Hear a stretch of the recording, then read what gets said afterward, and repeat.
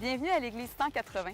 Si vous êtes ici pour la première fois, sachez que ça nous fait plaisir de vous accueillir et qu'on espère vraiment que votre expérience parmi nous sera des plus agréables. Aujourd'hui, vous allez entendre un discours simple et actuel au sujet de la Bible. Vous pourrez aussi apprécier une musique positive, contemporaine, imprégnée de foi et d'espoir, le tout dans une ambiance décontractée, tout en savourant un bon café. Les dimanches matins, nous offrons aussi un service à l'enfance afin que vos enfants aient du plaisir, soient en sécurité et que vous ayez l'esprit tranquille tout au long de l'événement. Pour ne rien manquer, suivez-nous sur notre page Facebook ou visitez notre site Web. Au nom de toute l'équipe de l'Église 180, bonne rencontre!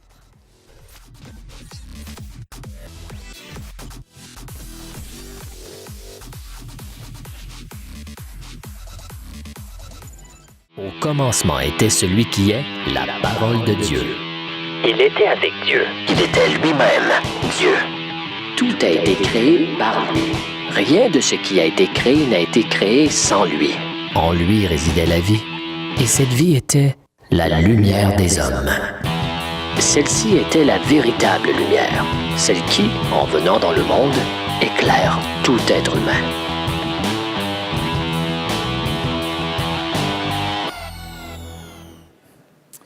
Bonjour tout le monde, est-ce que vous allez bien? Oui, good, je m'appelle David Chouinard, je suis pasteur de l'Église. Bienvenue. Pour ceux qui nous visitent ce matin, on est content de vous accueillir. Ceux qui nous suivent, qu'est-ce que j'ai étudié quelque chose? Ah, j'étais dans voilà. Pour un concept de brise, c'était un peu, finalement, peut-être un peu trop fort. Fait que là, vous ne me voyez pas plus encore, hein? Fait que c'est pas grave. Moi, je vous vois. C'est ça l'inverse de ce matin. Normalement, je vous vois pas. Fait que là, c'est à votre tour de pas me voir. Fait que peut-être que les choses vont se placer en cours de route. Peut-être qu'à l'écran, c'est moins. Et voilà, la lumière fut. Et moi, je vous vois moins. Bref, bienvenue. Je suis content de vous accueillir. Ceux qui nous suivent aussi en ligne, vous savez, il y a plusieurs personnes qui nous suivent en direct ou en rediffusion. On veut vous souhaiter aussi la bienvenue avec nous et on est content de pouvoir continuer avec vous ce matin, cette deuxième partie de Brille, de cette série qu'on a commencée la semaine passée. On est au mois de novembre, le deuxième dimanche, et on a encore 2 autres dimanches qui précèdent la série qui va commencer le 3 décembre sur Noël, sur la Nativité.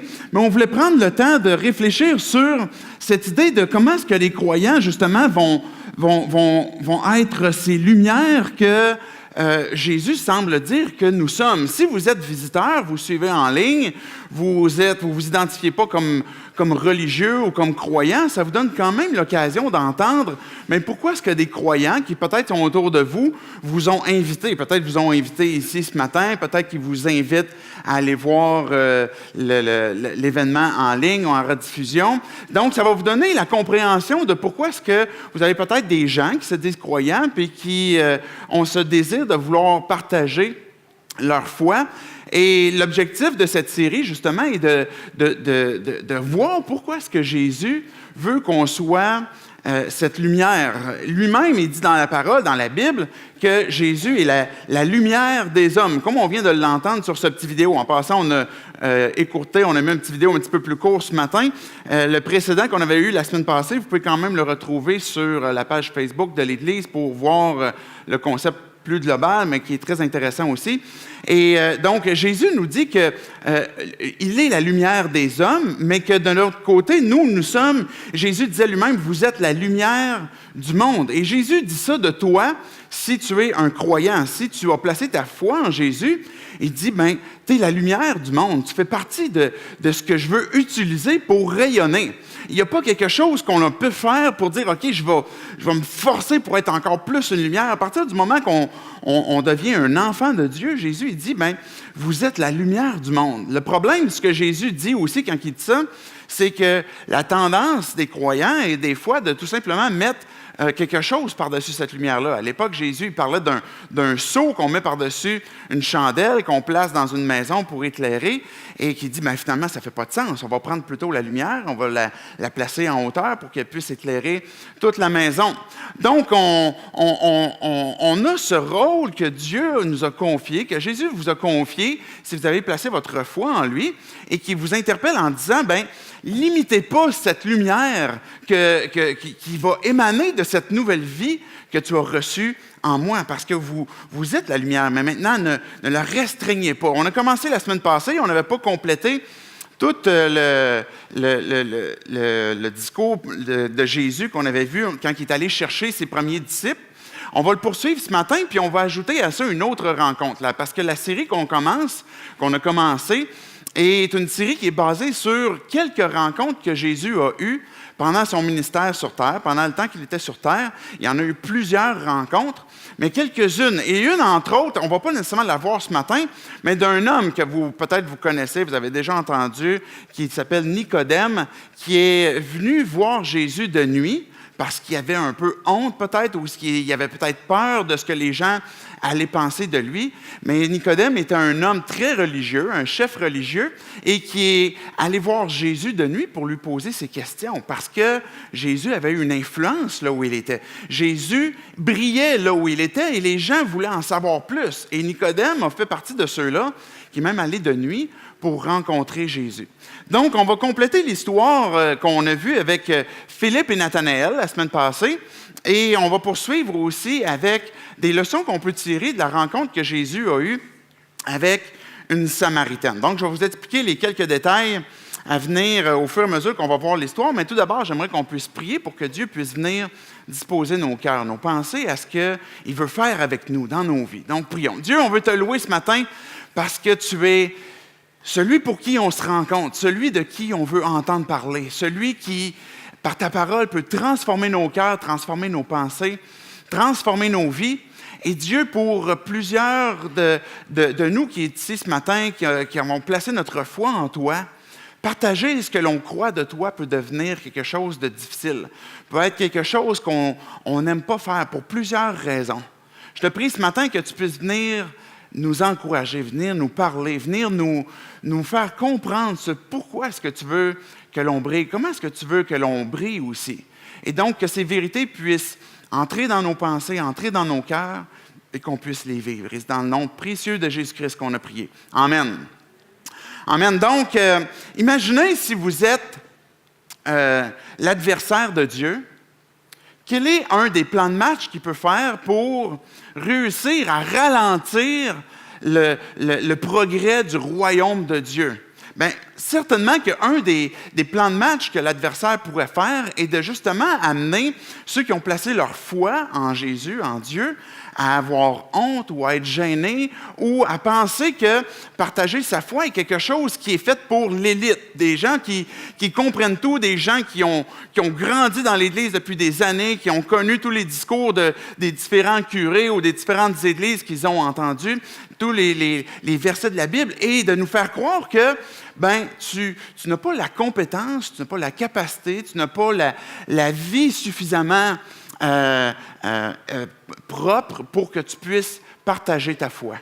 On veut résister à l'adversaire, on veut résister au diable qui veut nous faire croire que non, tu ne peux pas.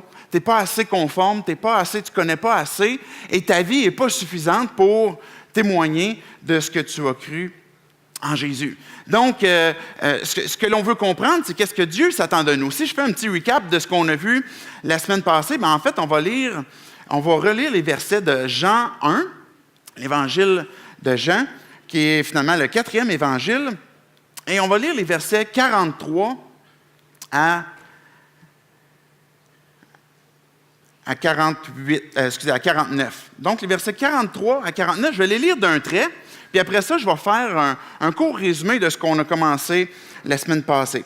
Donc, au verset 43, ça dit, « Le lendemain, Jésus décida de se rendre en Galilée. Il rencontra Philippe et lui dit, « Suis-moi. » Philippe était de Bethsaïda, la ville d'André et de Pierre.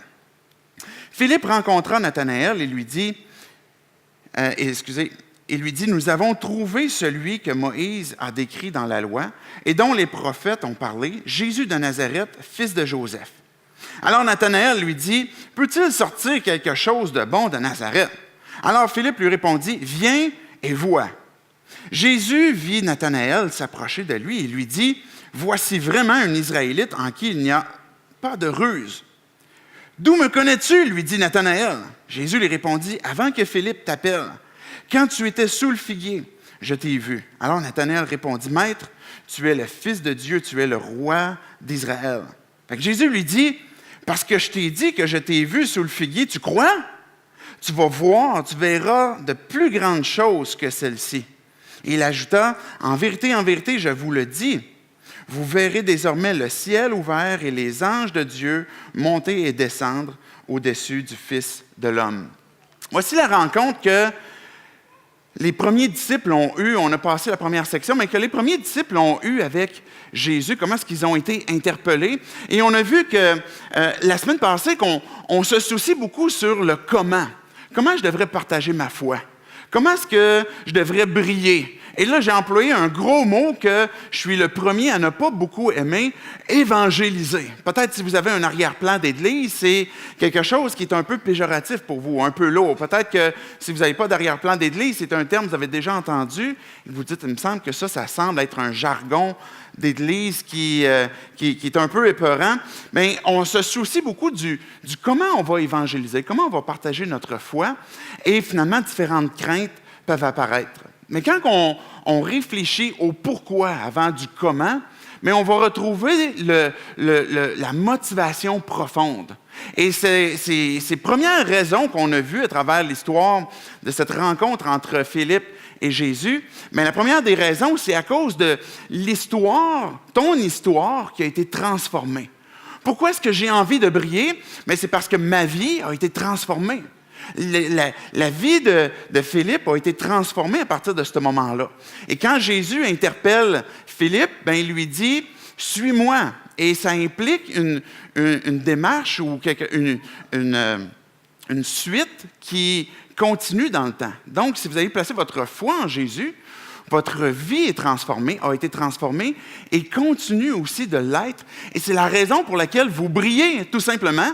Parce que Dieu vous a transformé vos vies, et bien Dieu continue de le faire aussi, même si des fois, vous êtes découragé de vous-même. Donc, mon histoire a été transformée, c'est la raison pour laquelle je veux briller. Et il y a une deuxième des raisons qu'on a vues, pour laquelle on veut briller, c'est parce que tout le monde a un besoin, les gens qu'on peut imaginer autour de nous, tout le monde a un besoin d'un sauveur. Qu'on soit dans des réussites, qu'on soit dans du succès, qu'on soit dans toutes sortes de trucs, on peut rapidement réaliser, quand on réfléchit pour notre propre vie, que même là où j'ai des réussites, là où j'ai du succès, c'est peut-être parce que je cherche une forme d'approbation, une forme d'honneur, une forme de glorification qui peut satisfaire peut-être un mal que j'ai à l'intérieur, ou peut-être que tout simplement parce que j'ai fait toutes sortes de trucs qui finalement ont brisé ma vie et je réalise que j'ai besoin d'un sauveur. Et donc, c'est un besoin universel. Si Jésus est venu sur terre, c'est pas juste pour tes péchés. Si tu as placé ta foi en Dieu, tu as cru que Jésus est venu à cause de tes péchés. Mais ce que Jean lui-même dit dans son épître à l'approche de l'Apocalypse, il va dire que Jésus n'est pas mort uniquement pour tes péchés, mais pour ceux du monde entier. Et ça, ce que ça veut dire, c'est qu'il y a un besoin universel d'un sauveur. Et c'est la raison pour laquelle on veut briller. Parce que Jésus veut t'utiliser, il veut nous utiliser. Et Philippe avait présenté à Nathanaël, on a trouvé celui que la loi de Moïse parle, que celui que les prophètes parlent. Et on voyait que quand que Philippe dit ça, quand un Juif fait référence à ces trucs-là, c'est quelque chose qui implique la loi, qui démontre finalement comment est-ce que on est séparé de Dieu, ou est-ce on a failli à quelque part dans ce qu'il considère comme étant parfait, ou les prophètes qui justement appelaient à la repentance. Donc, il y a ce besoin universel de repentance. Mais la troisième raison avec laquelle on poursuit ce matin, c'est parce que c'est bon. C'est parce que nous avons goûté, si tu as placé ta foi en Dieu, tu peux dire que tu as goûté que Dieu est bon. La première interrogation que Nathanaël a eue, c'est « Est-ce qu'il peut vraiment venir quelque chose de bon de Nazareth? » Je vais vous expliquer dans quelques instants le contexte de ça. Mais juste avant, je me souvenais quand j'étais plus petit, quand j'étais enfant, j'entendais parler des peuples autochtones dans le Grand Nord qui mangeaient du poisson cru. Puis je me disais, ça n'a pas de bon sens. Je ne sais pas si vous avez déjà eu cette impression-là où on entendait parler de gens qui mangeaient, ou peut-être en Asie, puis qui mangeaient du poisson cru. Puis on se disait, déjà en partant, on détestait le poisson. En plus, imaginez manger du poisson cru, c'est comme, non, oublie ça, là. Il n'y a rien de bon là-dedans. Et aujourd'hui, je regarde mon style de vie alimentaire, pas parce que tant que je veux absolument bien manger, mais parce que j'ai découvert que c'est bon. Mais aujourd'hui, je mange pratiquement, quand je mange du poisson, et c'est pratiquement juste du poisson cru, sous forme de sushi, sous forme de tartare, où je vais m'acheter un poisson puis je vais le manger sans le faire cuire. Et j'aurais jamais pensé, à une certaine époque, que ça aurait été quelque chose de bon, j'aurais apprécié ça, j'aurais aimé ça. Et aujourd'hui, ma pensée, mon doute s'est dissipé et j'apprécie ce que c'est. Et Pierre, il va dire, qui est un autre apôtre, il va le dire dans son épître, « Si vous avez goûté que Dieu est bon. » On désire ce que la parole de Dieu dit, ce que Jésus a à dire, parce qu'on a goûté que Dieu est bon. Et si tu brilles, la raison pour laquelle tu veux briller, c'est parce que tu as goûté que c'est bon et qu'il y a quelque chose de bon à partager et à découvrir en Jésus. Mais l'interrogation de Nathanaël, c'était quoi? Y a-t-il vraiment quelque chose de bon qui peut sortir de Nazareth? Nazareth, c'est dans le nord du pays, en Israël, et il y a un peu comme une espèce de petite guerre de qui est le meilleur en Israël entre le sud et le nord, puis au milieu, il y a la Samarie. Mais au sud, c'était là où il y a Jérusalem, la capitale religieuse, la capitale du pays. Et puis donc, les principales sectes très religieuses étaient dans le sud, comme ça, et puis méprisaient beaucoup, beaucoup les gens du nord, les gens de Nazareth, puis disaient c'est une gang de colons, c'est des gens qui parlent mal. Je ne sais pas si vous connaissez un peu l'histoire des évangiles. À la fin, quand que Pierre a renié Jésus, ben ce qu'on dit de lui, c'est on a reconnu ton langage, on a reconnu ta façon de parler, on sait que tu es un Galiléen. Ces gens-là, ils parlaient comme... peut-être comme des gens du Saguenay ou comme des Beaucerons, je ne sais pas s'il y en a ici. Évidemment, à Québec, il n'y a pas d'accent, hein, c'est les autres qui ont des accents. Donc, ou les gens de Montréal, peu importe, on a des compréhensions des différents accents. Et à l'époque, c'était la même chose. Donc, les gens qui étaient dans le sud, ils disaient, tu sais, cette gang-là, au nord, c'est des Saguenayens, on ne comprend pas ce qu'ils disent, eux autres. Et c'est des gens qui, non seulement ça, les gens qui étaient de Jérusalem, de cet entourage-là, disait par exemple de Nazareth, ben non seulement c'est une gang qui parle différemment, qui ont un accent un peu colon, mais qui en plus vont avoir un terreau fertile pour la fausse doctrine. Donc, les gens du Sud, où il y avait les pharisiens, les chefs religieux, ils disaient à cet endroit-là, il y a eu toutes sortes de faux docteurs, de faux prophètes, toutes sortes de gens qui ne connaissent pas vraiment Dieu. Et puis, donc, Nathanaël, lui, c'est son impression, c'est ce qui sort de ce qu'il connaît de Nazareth, puis il va dire, ben vraiment, y a-t-il quelque chose de bon qui peut sortir de Nazareth? Et ce que Nathanaël ne sait pas encore à ce moment-là, ce que l'on peut savoir aujourd'hui, c'est que Jésus, bien qu'il a habité à Nazareth, il est né à Bethléem.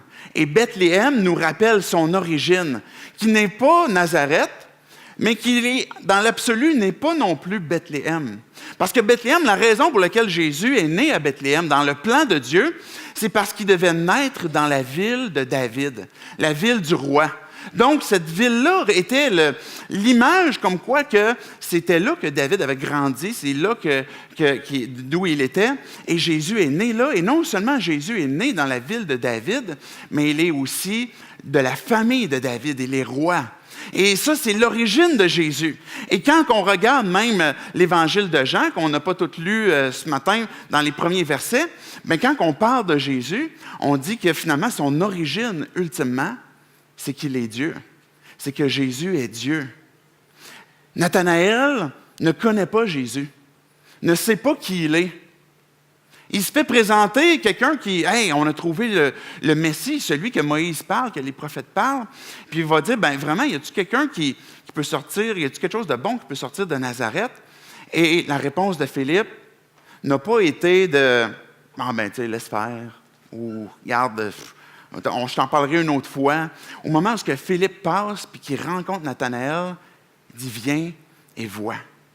Viens et vois. Dans notre société aujourd'hui, à l'époque où on vit, plusieurs d'entre nous, on ne connaît pas non plus Jésus. On ne connaît pas non plus son origine. On ne connaît pas non plus les choses qu'il a fait et pourquoi il a été aussi populaire. Et dans notre peuple, on est habitué d'entendre parler un peu de Jésus sans très bien le connaître. Et si vous avez placé votre foi en Dieu, puis quand que vous êtes interpellé peut-être à partager votre foi, vous frappez peut-être à un mur ou à une interrogation, à savoir, bien, c'est qui Jésus? Est-ce que vraiment quelque chose peut sortir du bon de la religion? Est-ce que vraiment quelque chose peut sortir de bon de Jésus? Et peut-être que tu as ces questions-là avant même de parler de Jésus. Où tu te dis, bien, c'est sûr que je vais me faire répondre ça parce que les gens ne le connaissent pas. Parce qu'on ne le connaît pas, Jésus. Et on est dans un peuple où même le fait de croire qu'il peut y avoir une existence après la mort, la vie après la mort, est quelque chose de farfelu, est quelque chose de difficile à croire. Et on est confronté devant cette pensée qui peut-être, bien, tu sais, le christianisme, Jésus, c'est vraiment archaïque. C'est quelque chose qui date. Qu'est-ce qu'on sait vraiment? Et à ce moment-là, bien, on est devant cette situation où, bien, on peut se faire poser la question, est-ce qu'il y a quelque chose de bon qui peut sortir de Jésus, du christianisme? Est-ce qu'il y a quelque chose de bon qui peut sortir de l'Église? J'aimerais vous montrer une petite vidéo qui montre un homme qui a été sauvé finalement d'une noyade quand il était enfant. Le petit vidéo, c'est une entrevue qui se passe en anglais, c'est commenté en anglais. Vous allez comprendre l'idée, ce n'est pas extrêmement important que vous compreniez tout ce qui est dit, mais il y a des endroits dans le monde où la police n'est pas bien vue. La police peut être vue comme faisant du profilage racial et cherchant à détruire, et dans certains quartiers, mais de se dire, est-ce que vraiment il y a quelque chose de bon qui peut sortir, par exemple, de la police? Donc, on peut regarder ce petit vidéo-là qui dure 1 minute pour voir la réaction du jeune homme. Officer James Poole thought he was doing an interview about his role with the Columbus Police Department when he was surprised by a man whose life he saved 19 years ago. Yeah, you remember me? No, that's about 1997. Well, out of the swimming pool. Saved his life. Wow. Chris Jones, now 24 years old, burst into tears seeing the man who saved him from drowning in a hotel pool when he was just 5 years old. The grateful man said that he was underwater for a long time when he was rescued back in 1997. Because of you, I'm still here. Because of you. This 5-year-old little girl right here still is here.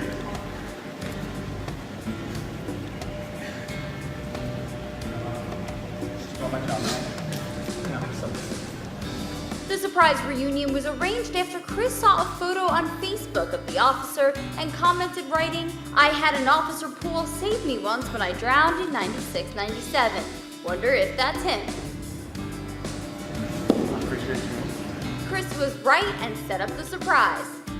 Be sure to watch Inside Edition.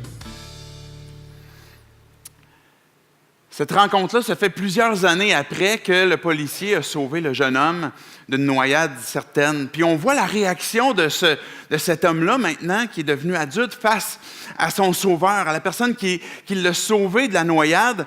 Et il est entièrement reconnaissant. Le policier pensait que c'était tout simplement une entrevue pour parler du poste de police, mais finalement, c'était organisé pour que cet homme-là puisse faire la rencontre de la personne qui l'a sauvé et qu'ils puissent se voir enfin ensemble. Puis on voit comment est-ce qu'une vie qui a été transformée, une personne qui est face à son sauveur, la personne qui est devant la personne qui est intervenue dans sa vie puis qui a transformé sa vie. Parce que le jeune homme, il montre, il dit, regardez, à cause de votre intervention dans ma vie, aujourd'hui, j'ai une fille et il y a lui-même une famille. Et on peut voir dans nos propres vies, si tu as placé ta foi en Jésus, où tu as compris que tu étais dans une noyade certaine, où ce que tu étais séparé de Dieu, où tu as compris qu'à cause du du mal que tu as fait, quelle que soit l'ampleur de ce mal-là, aussi profond ou aussi peu profond que ce soit, mais que tu étais en train de te noyer et que tu avais besoin d'un sauveur qui vienne intervenir.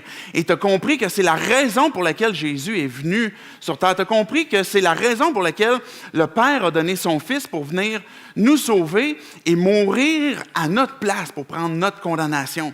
Et quand tu as compris ça, tu as goûté comment est-ce que Dieu est bon. Et quand on te pose la question, quand tu es devant ton sauveur, la personne qui t'a sauvé, quand tu l'as en tête, mais tu comprends qu'il y a du bon qui peut sortir de lui. Il y a quelque chose qui transforme les vies et que tu souhaites que d'autres puissent le goûter et le voir aussi. Quel est le bon que l'Église peut offrir aujourd'hui? Parce qu'on peut avoir une perception comme quoi que je suis gêné d'inviter à l'Église parce que les gens qui sont autour de moi, bien, de un, qu'est-ce qui peut sortir de bon de Jésus? Qu'est-ce qui peut sortir de bon de l'Église? Moi, j'ai entendu parler de l'Église pendant mon enfance, mon adolescence, comme une Église qui abuse, qui veut l'argent du monde, qui veut prendre, par exemple, qui veut abuser des personnes de différentes façons. Et on peut avoir cette perception-là, comme quoi que de l'Église n'a rien de bon qui peut sortir. Mais l'Église, que Jésus nous dit, c'est que l'Église, c'est des gens. C'est vous et c'est moi qui, une fois qu'on a placé notre foi en Dieu, ben on est en train de goûter que c'est Jésus qui fait cette différence-là. Et l'Église a quelque chose de bon à offrir. L'Église a quelque chose de bon à offrir et qui commence par une bonne nouvelle. Est-ce que vous me suivez? L'Église offre une bonne nouvelle. L'Église vit la bonne nouvelle. D'un côté, on pourrait avoir un type d'Église qui dit, bien, ce que nous, on veut offrir, c'est offrir une bonne morale. On veut offrir des bonnes connaissances. On veut offrir une bonne façon de faire. On veut offrir une bonne vie aux gens. On veut offrir une bonne morale et une liste de choses à faire.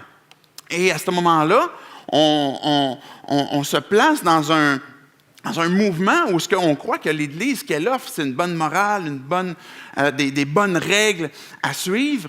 Et finalement, on découvre que ça peut être sec, que ça peut être vide, parce qu'on n'est pas en train de découvrir ce qui est bon, qui peut sortir de l'Église et qui est vivant. D'un autre côté, on peut avoir des églises qui vont dire, ben, viens à Jésus, puis ce qu'il va t'offrir, c'est la paix, c'est le bonheur, c'est la joie. Tu n'auras plus jamais d'épreuves dans ta vie. Tu vas avoir une famille qui va t'aimer. Tu vas avoir des succès. Tu vas avoir toutes sortes de trucs. Et là, tout d'un coup, on est en train de vouloir offrir quelque chose aux gens qui, en bout de ligne, n'est pas bon non plus parce qu'on se retrouve après un certain temps devant l'éventualité que pourquoi est-ce que je n'ai pas autant de succès que ce qu'on m'avait dit que j'allais avoir? Pourquoi est-ce que j'ai des difficultés encore dans ma vie? Pourquoi est-ce que j'ai encore des problèmes avec même la paix sur mon cœur? Puis on me dit toutes sortes de trucs, puis je ne l'ai pas. Et on va voir ce type d'église qui va prêcher une forme de prospérité dans ta vie, puis quand tu ne l'auras pas, tu vas être frustré, tu vas être déçu.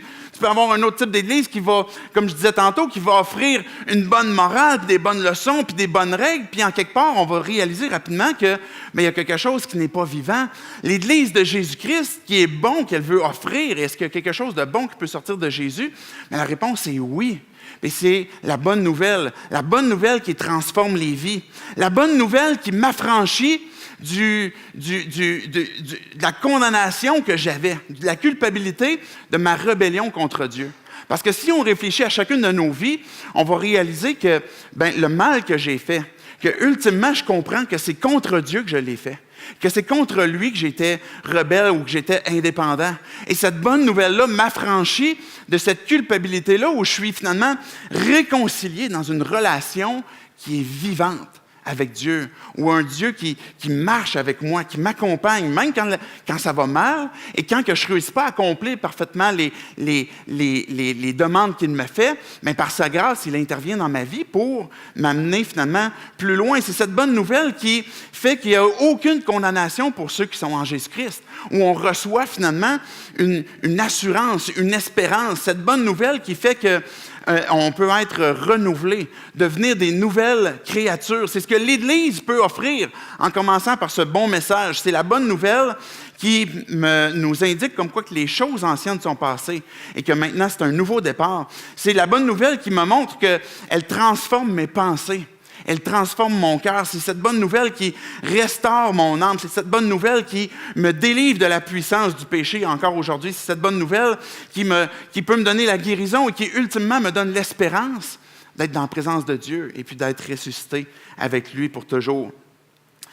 Ce qui ne définit pas ta vie n'est pas ta réussite, n'est pas une bonne morale, n'est pas le fait que tu deviennes une meilleure personne, ce n'est pas ta performance, mais ce qui définit ta vie, c'est plutôt comment est-ce que Jésus transforme ta vie. Comment est-ce que Jésus a performé pour marcher sur la terre à ta place, pour prendre ta vie et te donner la sienne.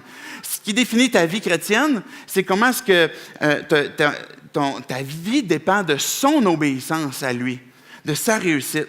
Comment est-ce que ce qui définit nos vies, c'est plutôt notre dépendance à lui, que lui, il est ma vie et que c'est lui qui me transforme.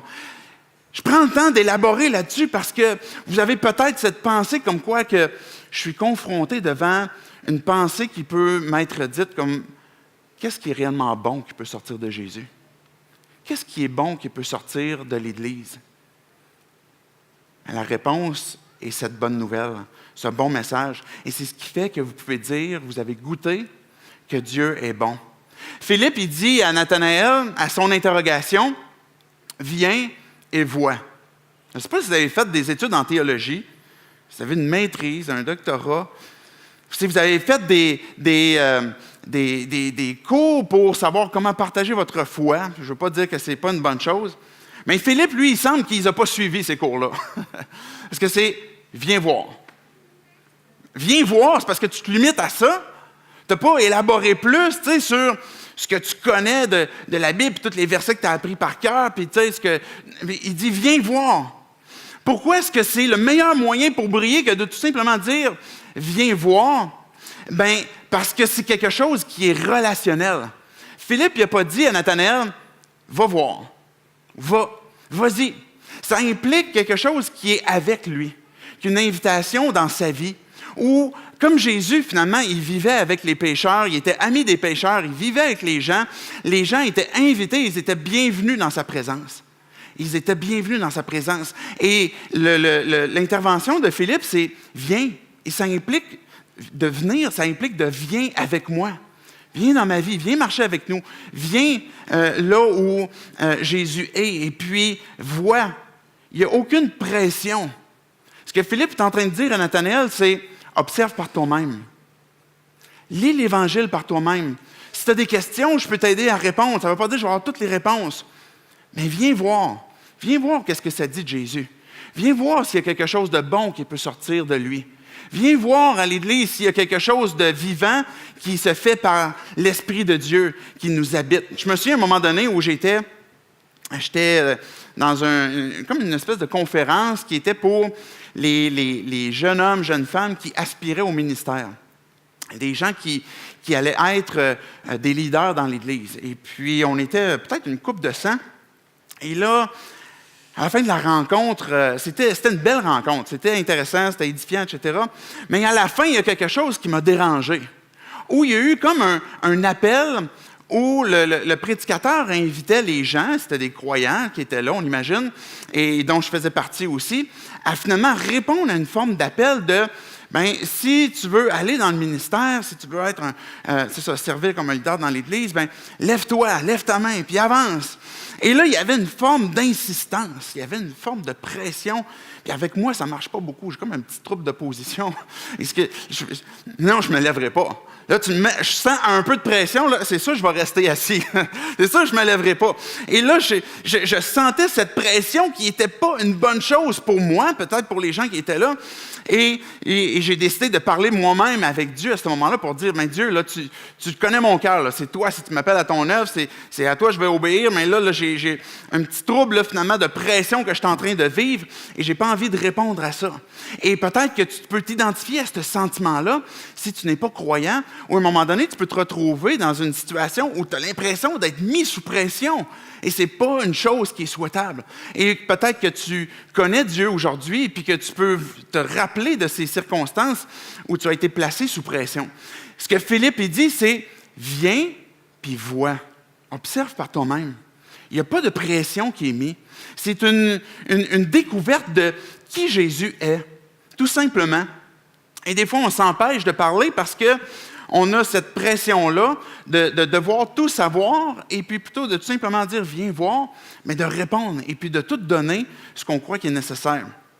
Et vous savez, il existe une forme de piège qui peut exister même dans un ministère dans l'Église qu'on peut appeler un ministère d'évangélisation. Ce n'est pas une mauvaise chose qu'il y ait des ministères qui peut exister, un ministère d'évangélisation. Ça peut être des outils qui sont donnés, et on en a quelques-uns au Québec comme ça, des outils qui nous sont donnés. Mais si ça fait un certain temps que vous venez à 180, on ne vous a jamais interpellé à venir faire partie du ministère d'évangélisation. Ce n'est pas un ministère qu'on a. C'est bizarre, hein? Vous dites, pourtant, on est une église. C'est pas un ministère, vous n'êtes pas dans le PCO, où vous allez être recruté pour dire, OK, je donne mon nom comme bénévole pour faire de l'évangélisation. C'est une culture qu'on a décidé de vivre ensemble en Église. Une culture où on comprend que c'est chacun d'entre nous qui sommes invités à partager notre foi. Peu importe tes connaissances, peu importe tes compétences, peu importe le temps que tu connais Jésus, 100% d'entre nous, ce que Dieu nous dit, c'est qu'on est de ces enfants qui vont briller et qu'on est des témoins. Et ce qui arrive, c'est que les statistiques disent c'est que à peine 2% des croyants vont inviter, vont partager leur foi. Et les statistiques disent que si un croyant fait une invitation dans quelqu'un qui est près de lui, bien, à 80-90%, les gens sont favorables à comme, OK, je vais aller voir. Je vais aller voir c'est quoi qui se passe dans ton église. Je vais aller voir sur le site Internet c'est quoi ton affaire, puis c'est quoi qui peut être dit. Et la plupart des gens peuvent être ouverts dans la mesure où ils sont invités par quelqu'un avec qui ils sont en relation. Mais des fois, on va se priver de le faire parce qu'on va croire que la personne ne veut pas. Et on va être limité par différentes choses. Regardez, je veux vous montrer 2 textes rapidement.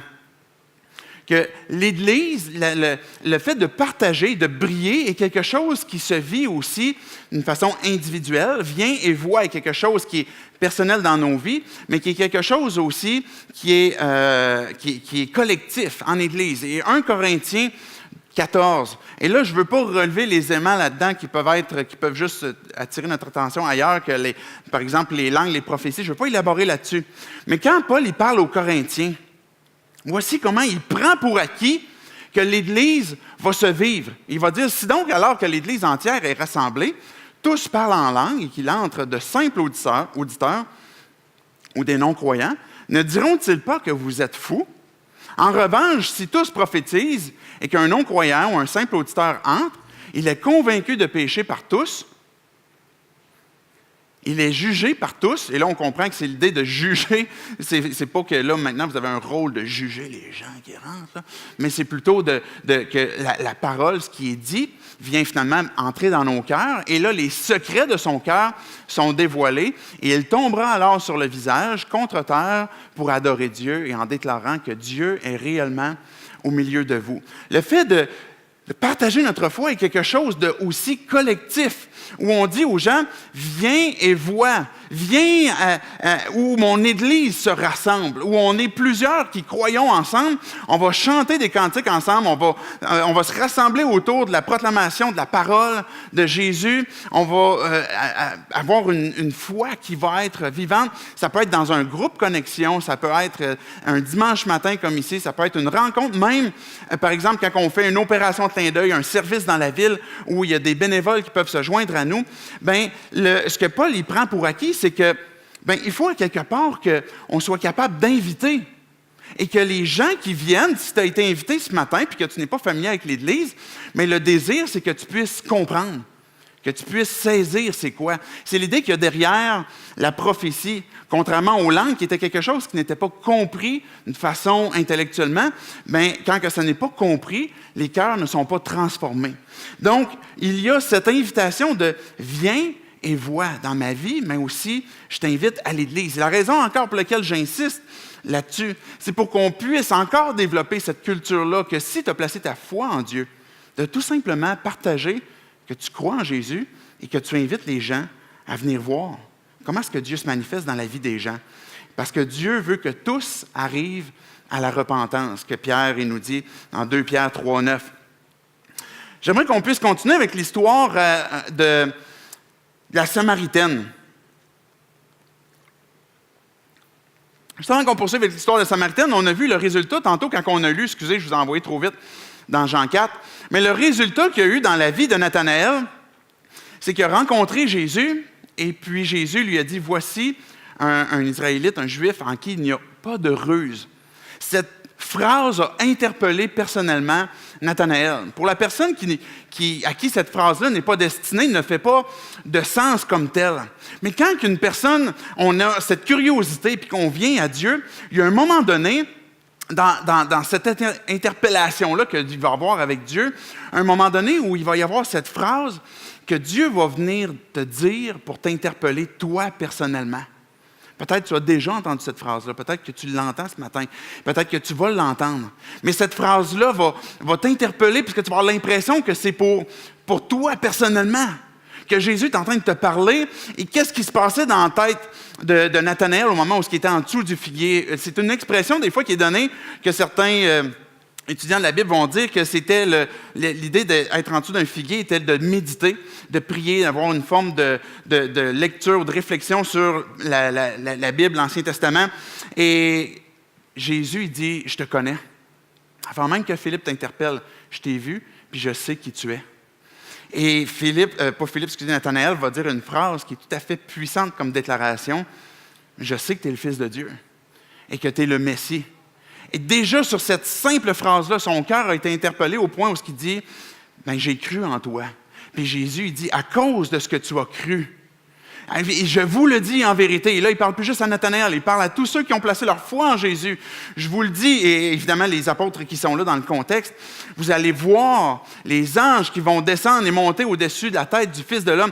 Vous allez voir des choses, vous allez expérimenter des choses, vous allez découvrir des choses qui sont tout à fait grandioses pour ta vie, et vous allez goûter que Dieu est bon. Et Nathanaël avait cette interrogation-là, y a-t-il vraiment de quoi de bon qui peut sortir de là? Et Jésus lui dit, tu vas voir des choses encore plus grandes. À un moment donné, Jésus, il s'en va vers le nord. Tantôt, je disais, la Samarie est au centre. Et normalement, les Juifs ne parlent pas aux Samaritains et n'ont pas de relation avec eux. Et je vous résume rapidement l'histoire. Et après ça, on va avoir la conclusion. Je vais inviter les musiciens. Mais l'histoire, rapidement, ce qui se produit, c'est que Jésus passe proche d'un puits. Il fait chaud, il est midi.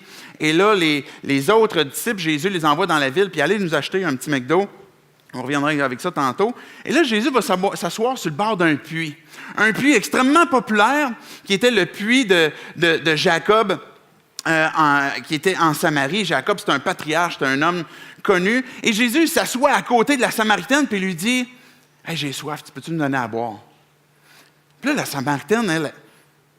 Mais c'est quoi ton problème? Elle ne connaît pas Jésus, là. Elle sait que c'est un Juif. Puis elle dit, tu n'es pas supposé de me parler, là. Pour 2 raisons majeures. Je suis samaritaine et les Juifs ne parlent pas avec les Samaritains. Puis, je suis une femme. Les hommes ne sont pas supposés d'aborder les femmes. Et là, toi, tu es un homme juif qui parle avec une femme samaritaine. Même les disciples, tantôt, quand ils reviennent avec le lunch, ils voient Jésus qui parle avec la Samaritaine, puis ils sont comme, « OK, les gars, on ne pose pas de questions. » On ne se mêle pas de ça. Et là, dans la discussion avec les gars reviennent, Jésus, il dit, « Si tu savais qui je suis, en fait, c'est toi qui me demanderais de l'eau à boire. Parce que l'eau que je peux donner à boire va étancher une soif pour l'éternité. Va étancher une soif que tu peux avoir pour ta recherche de Dieu, ton besoin de Dieu. Elle va étancher une soif éternelle et tu vas pouvoir découvrir cette nouvelle vie-là. Mais cette femme-là a dit, ben je sais que le Messie doit venir. Je sais qu'il doit nous parler. Je sais que ça devrait bientôt arriver. Puis Jésus, il dit, c'est moi le Messie. Et il dit, va chercher ton mari. Et là, la femme a dit, mais j'ai pas de mari. Et Jésus, il dit, je savais. Parce que tu as eu 5 maris, et celui que tu as présentement n'est pas ton mari. Encore une fois, une parole que dans cette rencontre que les gens peuvent avoir avec Jésus, où je n'ai pas la pression de convaincre les gens, mais la rencontre que les gens peuvent avoir avec Jésus, que toi-même tu as eu avec Jésus, qu'à un moment donné, il y a une phrase, il y a un concept, il y a une vérité qui est venue interpeller ton cœur, qui a dit « Oh, ça c'était pour moi. » Cette femme-là était troublée. puis il est parti dans sa ville. Puis regardez qu'est-ce qu'elle dit. Elle laisse sa cruche. Elle s'en va dans la ville, puis elle dit aux habitants, « Venez voir. Venez voir un homme qui m'a dit tout ce que j'ai fait. Ne serait-il pas le Messie? » Alors ils sortirent de la ville et vinrent vers lui. Et beaucoup de Samaritains de cette ville crurent en Jésus à cause des paroles de la femme qui rendait ce témoignage. Il m'a dit tout ce que j'ai fait. Ce que cette femme-là, avant que l'on poursuive la lecture, ce que cette femme-là a témoigné, son témoignage, c'est « J'ai rencontré Jésus. J'ai compris qu'il était le Messie parce que il m'a convaincu qu'il comprenait, qu'il savait qui j'étais. Il me connaît. Il m'a dit tout ce que j'ai vécu. » Elle a tout simplement dit qu'elle a cru que Jésus était le Messie. Et à l'époque, il n'y a personne qui connaît Jésus. Il n'y a personne qui croit en Jésus, à part quelques disciples. Et cette femme-là, elle va dans sa ville, puis elle dit, si on peut revenir à la première phrase qu'on a vue, « Venez voir. Venez avec moi. J'ai cru en Jésus. Il a transformé ma vie. Puis maintenant, viens voir. » Et on va poursuivre la lecture, voir qu'est-ce qui s'est passé avec eux. Les gens ont commencé à venir, et ainsi donc, quand ils vinrent le trouver, les Samaritains le prièrent de rester avec eux. Et il resta là 2 jours. Un bien plus grand nombre crurent à cause des paroles de Jésus. Et puis il disait à la femme, « C'est pas seulement à cause de ce que tu as dit que nous croyons, car nous l'avons entendu nous-mêmes et nous savons qu'il est vraiment le Messie, le Sauveur du monde. » Cette femme-là, elle ne connaissait pas la route romaine, elle ne connaissait pas tous les 5 pas vers le ciel, elle ne connaissait pas tous les versets de l'Ancien Testament. C'est une Samaritaine. Mais ce qu'elle savait, c'est comment est-ce que Jésus avait transformé sa vie. Elle dit, « Je crois en Jésus. Puis viens voir. Peut-être que tu as des doutes. Peut-être que tu as de la difficulté à croire. Peut-être qu'on est dans un peuple ou une société qui ne recherche pas ce type de connaissance ou de relation-là avec un Dieu. Mais tout simplement que si tu es un croyant, brille parce que tu as goûté que Jésus est bon. Que tu découvres présentement la vie en Jésus-Christ et tu sais qu'il y a quelque chose de bon en Jésus-Christ à découvrir. Mais que tu vas tout simplement briller en disant, « Bien, viens et vois. Viens voir ma vie. Peut-être que tu as des questions, puis je vais essayer de répondre. Je vais essayer de faire de mon mieux. Peut-être que je n'aurai pas de réponse. Mais viens voir. » Et les Samaritains ont cru à cause des paroles de Jésus. Et encore aujourd'hui, ces paroles-là, tu peux les lire. Que si tu as cette recherche avec Dieu, ou que si tu partages ta foi, tu peux tout simplement dire, « Ben, tu sais, tu as entendu parler beaucoup de Jésus. Les gens parlent beaucoup de lui, puis disent toutes sortes de trucs, mais est-ce que tu as déjà écouté ces paroles? Tu t'es-tu déjà posé la question, pourquoi est-ce que Jésus a eu un impact aussi grand sur l'histoire de l'humanité? Pourquoi est-ce qu'encore aujourd'hui, des vies, des personnes décident d'abandonner leur vie entre ses mains? Tu peux aller lire ces paroles dans les évangiles, au tout début du Nouveau Testament, où les Samaritains, ils ont eu Jésus qui pendant 2 jours leur a parlé, puis on dit maintenant, on croit à cause de Jésus. Philippe a cru parce qu'il a été interpellé par Jésus. Nathanaël a cru parce qu'il a été interpellé par Jésus. La Samaritaine a cru parce qu'elle a été interpellée par Jésus. Les Samaritains ont cru parce qu'ils ont eu cette relation-là avec Jésus. Mais pour ceux qui brillent et qui ont déjà placé leur foi en Jésus, c'est tout simplement, mon histoire est transformée. Je comprends que l'humanité a besoin d'un sauveur. Et j'ai goûté que Dieu est bon. Et puis je veux que ça apparaisse à travers ma vie. Et je veux que tu puisses le découvrir aussi. Viens et vois. Et il n'y a pas une question de pression. Il y a une question où on va être ensemble. Il va y avoir une relation. Je ne vais pas insister. Je vais tout simplement te laisser découvrir, te poser les questions. Et du mieux que je peux peut-être répondre à certaines de tes questions. Et puis que tu puisses entendre l'Évangile qui peut être prêché un dimanche matin à l'église, où tu vas voir des croyants qui vont célébrer Dieu ensemble. Pourquoi est-ce qu'on veut briller? Parce qu'on veut être une église plus grosse? Non. Pourquoi est-ce qu'on veut briller pour remplir des sièges vides? Non. Pourquoi est-ce qu'on veut on va être brillant, on veut briller pour avoir des plus grosses collectes d'argent? C'est non, c'est pas pour ça. C'est parce qu'on est des disciples de Jésus-Christ. Parce qu'on est en train de le suivre. Et c'est ce que Dieu fait dans nos vies. Où il te dit, tu es la lumière. Dis-le simplement que tu as cru en moi, que Jésus nous interpelle. Je crois en Jésus et je crois qu'il est le Messie. Ou tout simplement, je crois qu'il est celui qui a été désigné pour me sauver.